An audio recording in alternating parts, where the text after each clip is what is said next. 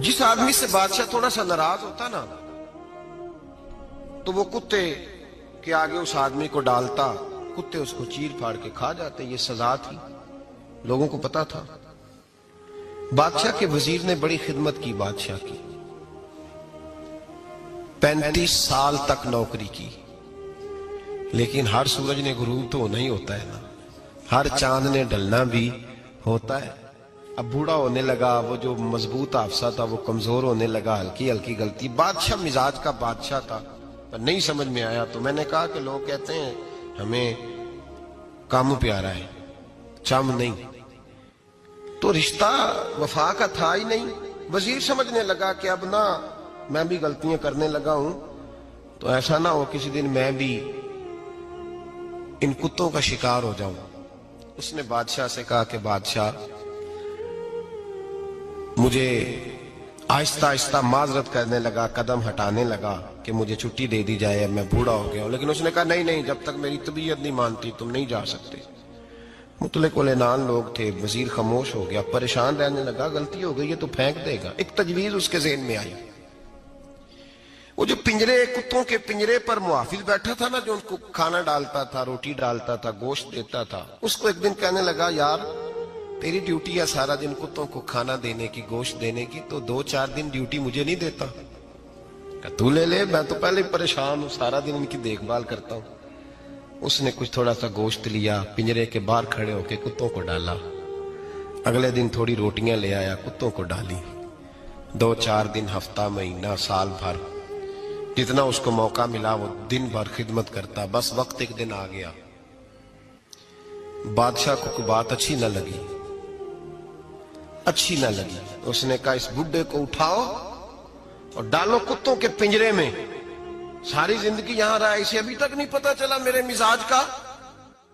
جب اٹھا کے پنجرے میں ڈالا نا تو بجائے اس کے کہ کتے اسے کاٹ کھاتے، وہ اس کے پیر چومنے لگے. وہ پیر چومنے لگے، ہاتھ چومنے لگے، چاٹنے لگے. تو بادشاہ سامنے کھڑا تھا نظارہ دیکھنے کو کہ چیر پھاڑ کرتے تو خوش ہوا کرتا تھا. خونخوار درندے جیسی اس کی طبیعت ہو گئی. جب دیکھا وہ پیار کر رہے ہیں تو بادشاہ وزیر سے کہنے لگا یہ کیا ہے؟ تو وزیر رو پڑا، کہنے لگا تو سیاستدان تھا تو میں بھی سیاستدان تھا، ساری زندگی سیاست کی لیکن دنیا داروں کے ساتھ رہا تو انجام یہ ہوا کہ مجھے اس پنجرے میں ڈال دیا گیا. دیکھ تو بہت بڑا سیانہ تھا اور میں بھی سمجھدار تھا، وزیر رہا، لیکن ہمارا روح کا رشتہ نہ بن سکا. ارے ہم سے تو یہ کتے ہی اچھے نکلے. تیری 40-35 سال خدمت کی تو نے کتوں کے آگے ڈال دیا، انہیں تو چند مہینے روٹی ڈالی ہے، میرے وفادار ہو گئے. حضور نے فرمایا پچھلے زمانے میں ایک بادشاہ جادو کے زور پہ حکومت کرتا تھا. جب وہ ایک جادوگر اس نے رکھا ہوا تھا تو جادوگر اس کو جادو بتاتا، وہ جادو کے زور پر حکومت کرتا. جادوگر بوڑھا ہو گیا تو کہنے لگا بادشاہ کوئی نوجوان میرے پاس بھیج دے، اب میں بوڑھا ہو گیا ہوں، میرا پتہ کوئی نہیں کب مر جاؤں. ایک نوجوان کی ڈیوٹی لگائی، بڑا زیرک سمجھدار، اپنے رعایا میں سے چن کے جو ذہین فطرت مزاج بچہ تھا وہ اس نے لگایا. اللہ کے محبوب علیہ الصلوۃ والسلام فرماتے ہیں بچہ جادو سیکھنے لگا، وقت گزرنے لگا. بچہ جب جادو سیکھنے جاتا تو رستے میں ایک راہب بھی تھا جو انجیل جانتا تھا. وہ اللہ اللہ سکھاتا، لوگوں کو حضرت عیسیٰ علیہ السلام کی تعلیمات سے آگاہ کرتا. اس نے دیکھا کہ یہاں بھی لوگ کٹھے ہیں تو وہ بچہ اس راہب کے پاس بھی اٹھنے بیٹھنے لگا. اب جب اس کے ساتھ اس کی گفتگو بڑھنے لگی تو اس کو باتوں میں لذت آنے لگی. اس نے راہب نے پوچھا کہ تو کون ہے اور کس طرح سے آیا ہے، کیا تیرا معاملہ ہے؟ اس نے کہا جی میں جادو سیکھنے جاتا ہوں، آپ کی باتیں مجھے بڑی اچھی لگتی ہیں. اس نے کہا دین سیکھ. جادو سیکھنے والے کافر ہو جاتے ہیں، قرآن و دین سیکھنے والوں کو اللہ کامل ایمان عطا فرماتا ہے. فرمایا یہ سیکھ. بچہ بیٹھنے لگا، اس کے پاس آنے لگا، باتیں دل میں گھر کرنے لگی. ایک وقت آیا کہ مسلمان ہو گیا. اور مسلمان کیسے ہوا؟ بچہ کہتا ہے میں تجربہ کر کے ہوا. اب میں تھوڑا سا وقت جادوگر کے پاس بھی جاتا اور باقی سارا وقت وہاں بیٹھتا. میں ایک دن جا رہا تھا تو رستے میں اژدہا تھا، بہت بڑا سانپ تھا، رستہ روک کے کھڑا تھا. یہ حضور نے بیان کی حدیث. نبی پاک صلی اللہ علیہ وسلم فرماتے ہیں بچہ کہتا ہے کہ رستے کے اندر سانپ ہے، رستے بند ہے، لوگ چھتوں درختوں پہ چڑھے، حراش ہے. کہتے چھوٹا سا روڑا میں نے اٹھایا تو میں نے کہا اللہ اگر جادوگر سچا ہے تو اسے مار دے. چھوٹا سا روڑا میں نے پھینکا, اژدہا کوئی نہ مرا. پھر چھوٹا روڑا اٹھایا, میں نے کہا اللہ اگر وہ عالم سچا ہے تو اسے مار دے. اب جب میں نے روڑا مارا تو اژدہا مر گیا. میرے اندر سے گواہی آئی نہیں دین کی باتیں سچی ہیں, نہیں قرآن کی باتیں اسلام سمجھانے کے لیے عرض کر رہا ہوں. اگرچہ اس دور میں انجیل تھی, اللہ رسول کی باتیں اچھی ہیں. کہتے میں مسلمان ہو گیا, اب میں نے راہب کے پاس ہی رہنا شروع کر دیا, جادوگر کے پاس چھوڑ دیا اس بچے نے آنا. بادشاہ پوچھتا کہاں زیادہ وقت گزارتے ہو, تو وہ بات گول کر دیتا. وقت تیزی سے بڑھنے لگا. اللہ نے اس نوجوان میں طاقت پیدا کر دی. اب وہ اس کے اندر نا اللہ نے توانائی روحانیت پیدا کر دی. ابھی جوان ہے, 14-15 سال عمر ہے. اللہ نے اب جو بیمار بھی آتا وہ دعا کرتا تو اللہ صحت عطا کر دیتا. جو بھی آتا, بادشاہ کا ایک درباری تھا, بادشاہ کو پنکھا جلتا تھا, وہ اندھا ہو گیا. کوئی ایسی تکلیف آئی کہ نابینا ہو گیا, بڑے علاج کرائے شفا نہیں ہوئی. کسی نے اس بچے کا پتہ بتایا کانوں میں. اس کے پاس گیا تو بچہ کہنے لگا شفا تو ہو جائے گی پر کلمہ پڑھنا پڑے گا, مسلمان ہونا پڑے گا. جس پیغمبر کا میں غلام ہوں تجھے بھی بننا پڑے گا, دین پہ عمل کرنا پڑے گا. اللہ شفا دیتا ہے. اس نے کہا تو مجھے کلمہ پڑھا, مجھے شفا دے, میں تیار ہوں. اس نے کہا شفا تو اللہ دیتا ہے. اس نے اللہ تبارک و تعالیٰ کا ذکر کر کے دعا مانگی. یہ مسلم شریف میں حدیث ہے, طبرانی میں موجود ہے. اللہ نے اسے شفا دی, اس نے کلمہ پڑھنا شروع کر دیا. یہاں ایک نقطہ لکھا ہے ہمارے علماء نے, کہتے ہیں جب اللہ ولایت عطا کرتا ہے نا تو یہ سفید بالوں والے کا حصہ نہیں ہوتی.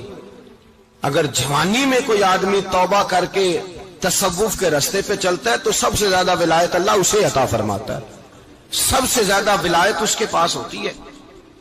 ابھی اس کے بال کالے ہیں, چڑھتی جوانی ہے, دعا کی تو اللہ نے, اور حدیث پاک میں موجود ہے کوڑے آتے تو شفا یاب ہو جاتے, اندھے آتے تو شفا یاب, برس والے آتے تو اللہ سے دے.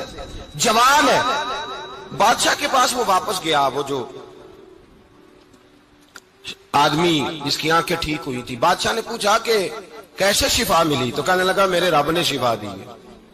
بادشاہ سجدے کراتا تھا, اپنے آپ کو منواتا تھا معاذ اللہ. کہنے لگا میرے علاوہ کون رب ہے؟ اس نے کہا وہی رب ہے جس نے تجھے پیدا کیا ہے, اور وہی رب ہے جس نے مجھے اندھے کو آنکھیں دی ہیں, وہی ہے میرا مالک. کہا اچھا تو مجھے نہیں مانتا؟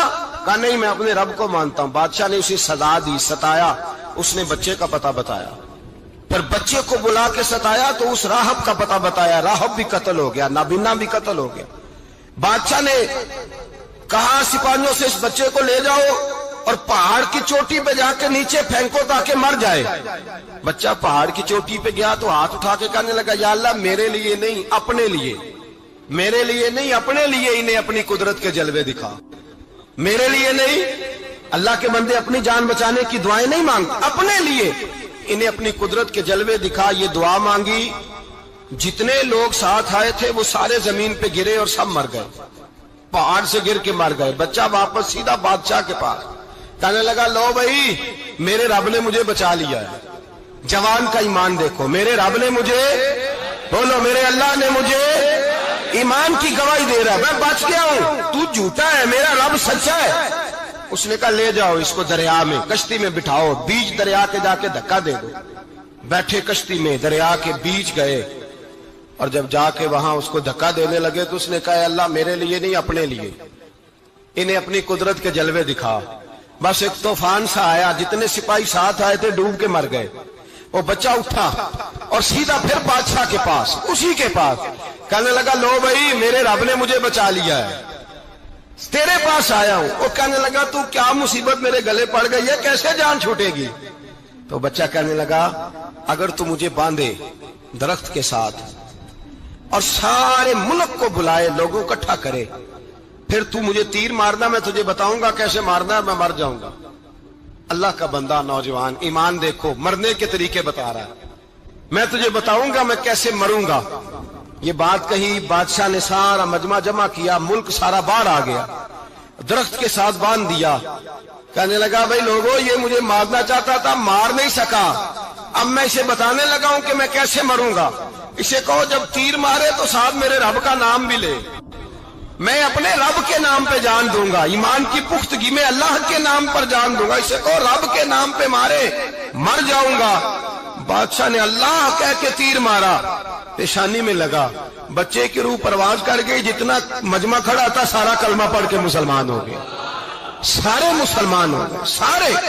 میرے رسول پاک سید عالم صلی اللہ علیہ وسلم نے نوجوانوں کو بتایا جب تمہارے اندر ایمان کی قوت آئے گی تو اللہ تمہاری مدد کرے گا۔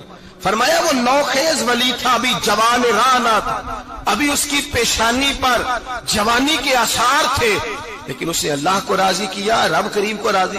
ولایت کا مطلب بڑھاپا نہیں، ولایت کا مطلب وہ نہیں کہ جب بڑا لمبا وقت گزر جائے تو پھر آدمی آئے کہ نہیں اب کیا کرنا ہے، اب مسجد ہی ہے، اب تو اس کے علاوہ گزارا ہی کوئی نہیں۔ تو اس وقت کا آنا اللہ کی بارگاہ میں قبول تو ہے، لیکن شاباشی اسی کو ملتی ہے جو جوانی کا وقت آئے۔